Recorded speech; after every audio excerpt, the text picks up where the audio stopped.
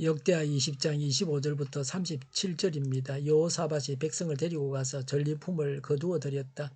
전리품 가운데는 상당히 많은 물건과 옷과 기중품이 있었다. 그래서 각자가 마음껏 탈취하였는데 전리품이 너무 많아서 운반할 수가 없었다. 전리품이 이처럼 많아서 그것을 다 거두어 드리는 데에 사흘이나 걸렸다.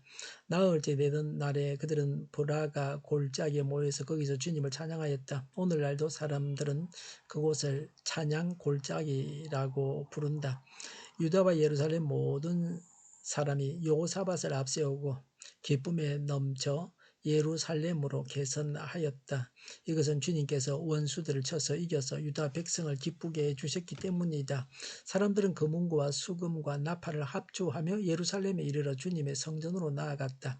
이방 모든 나라가 주님께서 이스라엘의 원수들을 치셨다는 소문을 듣고 하나님을 두려워하였다. 여호사밧이 다스리는 동안 나라가 태평하였다. 하나님께서 사방으로 그에게 평안함을 주셨기 때문이다. 여호사밧은 유다의 왕이 되었을 때에 35살이었다. 그는 예루살렘에서 25해 동안 다스렸다. 그의 어머니 아수바는 시리의 딸이다. 여호사밧은 자기의 아버지 아사가 걸어간 길에서 벗어나지 아니하고 그 길을 그대로 걸어 주님께서 보시기에 정직하게 행하였으나 산당만은 헐어버리지 않아서 백성이 조상의 하나님만을 섬기게 하지는 못하였다. 여호사밧의 나머지 역사는 처음부터 끝까지 하나니 아들 예후의 역사책에 다 기록되었고 그것은 이스라엘 열왕기에 올랐다. 한 번은 유다의 여호사밧 왕과 이스라엘의 아하시야 왕 사이에 동맹을 맺은 일이 있었는데 아하시야는 악행을 많이 저지른 왕이었다. 아하시야의 권유로 여호사밧이 다시스를 왕래할 상선을 만들었다. 배를 만든 곳은 에시온 게벨이었다. 그때의 말에서 사람 도다와후의 아들 엘리에셀이 여호사밧에게 와서 임금님께서 아하시야와 동맹을 맺으셨으므로 주님께서 임금님이 만드신 상선을 부수실 것입니다고 예언하였다. 그의 말대로 그 배는 부서져서 다시스로 가지 못하였다. 아멘. 성리한 이후에 있었던 일입니다. 전리품에 대해서 말합니다. 25절에 전리품을 거두어 드렸습니다. 각자가 마음껏 탈취하였습니다. 전리품이 너무 많아서 운반할 수 없었습니다. 전리품을 거두어 드리는데 3일이 걸렸습니다. 왜 전리품이 이렇게 많았습니까? 이들은 유다를 가나안에서 쫓아내고 그곳에서 이주해서 살기 위해서 자신들의 전 재산을 가지고 침략해 왔습니다. 그래서 전리품이 많았습니다. 두 번째는 기뻐했습니다. 27절에 기쁨에 넘쳐서 예루살렘으로 개선하였습니다. 주님께서 원수들을 쳐서 이겨서 유다 백성을 기쁘게 해주셨기 때문입니다. 하나님께서 백성들이 즐거워하게 하셨습니다. 성도들의 진정한 기쁨은 하나님에게서 나옵니다. 세 번째는 찬양했습니다. 26절에 보라가 골짜기에 모여서 하나님을 찬양하였습니다.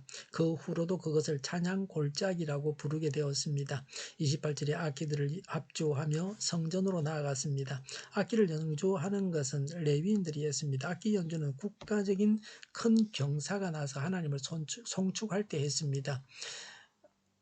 네 번째는 평화가 왔습니다. 29절에 이방 모든 나라가 주님께서 이스라엘의 원수를 치셨다는 소문을 듣고 하나님을 두려워하였습니다. 이런 두려움이 유다 나라의 평화로 이어졌습니다. 30절에 여호사밧이 다스리는 동안 나라가 태평하였습니다. 하나님께서 사방으로 그에게 평안함을 주셨기 때문입니다. 하나님을 믿어서 순종하고 찬양하는 자에게 승리와 평안이 주어졌습니다. 여호사밧의 통치에 대해서 말씀합니다. 31절에 여호사밧은 35살에 유다 왕이 되어 25년간 다스렸습니다. 32절에 여호사밧은 아버지 아사의 길에서 벗어나지 아니하고 그 길을 그대로 걸어 주님께서 보시기에 정직히 행하였습니다. 포우프는 말하기를 정직한 인간은 하나님이 만든 피조물 중 가장 고상한 것입니다 라고 했습니다. 여호사밧의 두 가지 실정에 대해서 말합니다. 첫 번째는 33절에 산당만을 헐어버리지 않아서 백성들이 하나님만을 섬기게 하지는 못하였습니다. 여호사밧 시대에도 산당에서 우상 숭배하는 자들이 있었습니다. 산당은 이스라엘 백성들이 가나안에 들어오기 전부터 있었습니다. 가나안인들의 우상 숭배의 본거지가 산당입니다. 민수기 33장 52절에 하나님은 산당을 다 없애라고 하셨습니다.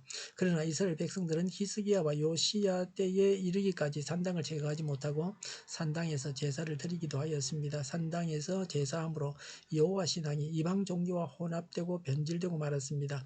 남북 왕국이 하나님의 징계를 받아 멸망한 원인이 산당에 있어서 산당에서 우상 숭배한 것이었습니다. 35절에 여호사밧이 북왕국 이스라엘 왕 아하시야와 동맹을 맺었던 적이 있었습니다. 아하시야는 악행을 많이 저지른 왕이었습니다. 36절에 아하시야의 권유로 여호사밧이 다시스를 왕래할 상선을 만들었습니다. 배를 만든 장소였던 에시온 게벨은 배를 만들기 쉬운 곳이었습니다. 역대 8장 17절에 솔로몬도 이곳에서 배를 만들었습니다. 이곳은 에돔 땅이었는데 그 당시는 에돔이 유다의 속국으로 유다에서 임명한 왕이 다스리고 있었습니다. 37절에 그때에 엘리에셀이 여호사밧에게 와서 예언했습니다. 왕이 아하시야와 동맹을 맺었으므로 주님께서 그 상선을 부수실 것입니다. 그 예언대로 배가 부서져서 다시스로 가지 못했습니다. 배가 가기로 한 목적지가 다시스가 아니고 오빌입니다. 엘리에셀은 성경에서 여기서만 나옵니다. 한 번이라도 제대로 하나님의 일꾼으로 사용된다고 하는 것은 영광스러운 일입니다. 역대하 19장 2절에 여호사밧이 아합과 군사 동맹을 체결함으로 선견자 예후의 책망을 들었습니다. 그럼에도 불구하고 여호사밧은 또다시 타락한 이스라엘 왕 아하시야와 상업 동맹을 체결했습니다. 여호사밧이 북왕국 왕과 관계를 끊지 못한 것은 아합의 딸 아달랴를 며느리로 삼았기 때문입니다. 악과 한번 관계를 맺으면 쉽게 단절하기 어렵습니다. 악은 그 모양이라도 버려야 합니다.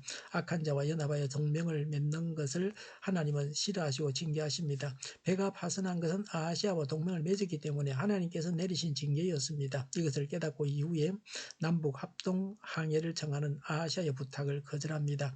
여호사밧은 하나님 보시기에 온전하지는 않았지만 하나님의 예언을 듣고 잘못을 깨닫고 하나님 앞에 바로 서기로 노력하는 신실한 신앙인이었습니다. 예언을 들을 줄 아는 자였습니다. 이런 점에서 다윗을 본받은 왕이었습니다. 우리 자신에게는 부족한 점이 없습니까? 하나님을 믿는 믿음과 하나님의 은혜와 노력과 결단으로 그 부족을 없애려고 해야 합니다. 늘 하나님을 믿고 믿음으로 순종하고 찬양함으로 승리하고 승리한 자에게 주시는 복을 받고 평안을 누려야 되겠습니다. 부족한 점을 보완함으로 성성장구하기 바랍니다. 기도하겠습니다. 하나님을 믿고 순종하고 찬양하고 승리하고 또 단점을 보완해서 성성장구하고 평안을 누리게 하여 주시옵소서. 오늘보다 내일이 더 낫게 하여 주시옵소서. 교회가 분열되지 않고 하나가 되게 하여 주시옵소서. 모든 언론이 제 역할을 다하게 하여 주시옵소서. 정의가 강물처럼 흘러가게 하여 주시옵소서. 코로나19가 물러가고 바로 백신 접종을 완료하고 치료제가 나오고 갇힌 생활이 끝나게 하여 주시옵소서. 수도권과 부산의 환자 폭증을 막아 주시옵소서. 우리 동일교회가 만구는집하게 하여 주시옵소서. 예수 이름으로 명하노니 모든 병만은 물러가고 몸의 모든 부분으로 온전하게 될지어다. 신유의 기적을 베푸셔서 지금도 저희의 질병을 고쳐 주시옵소서.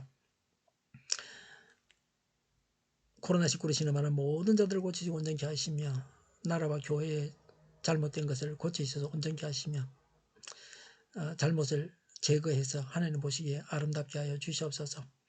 저희와 교회와 나라의 민족을 불쌍히 여겨 주시옵소서. 하나님께서 기뻐하시는 나라가 되게 하여 주시옵소서. 늘 맑은 공기를 마실 수 있게 하여 주시옵소서.